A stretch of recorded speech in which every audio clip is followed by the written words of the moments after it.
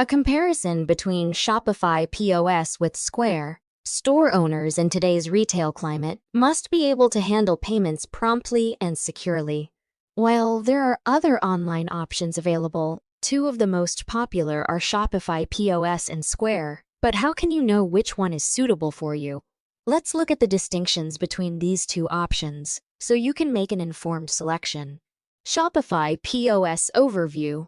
Shopify POS is a point-of-sale solution that interfaces with your existing e-commerce website. It enables business owners to collect payments in store or online while also tracking client data in a single location. Customers using Shopify may pay with Apple Pay, credit cards, or cash, as well as redeem loyalty points.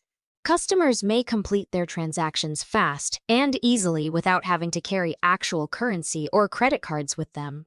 To chat with a Shopify POS expert, click the link below. Additionally, Shopify POS gives business owners with significant insights into client purchasing habits and sales trends.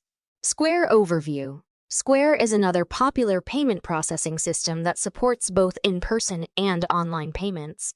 Square also accepts a variety of payment methods, including Apple Pay, credit cards, debit cards, cash payments, invoicing, and more. This makes it simple for businesses to take payments from any sort of consumer. Additionally, Square gives store owners with useful business analytics such as average ticket size and purchase frequency. Both Shopify POS and Square give store owners extensive tools for managing their enterprises. However, when it comes down to it, there are certain major distinctions between the two systems that make one better suited for particular sorts of businesses than the other.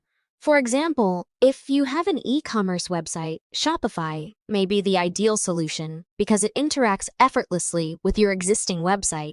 If you don't have an e-commerce website and only need a quick way to take payments, Square could be a better fit. It is ultimately up to you as the business owner to determine which option is best for your specific circumstance.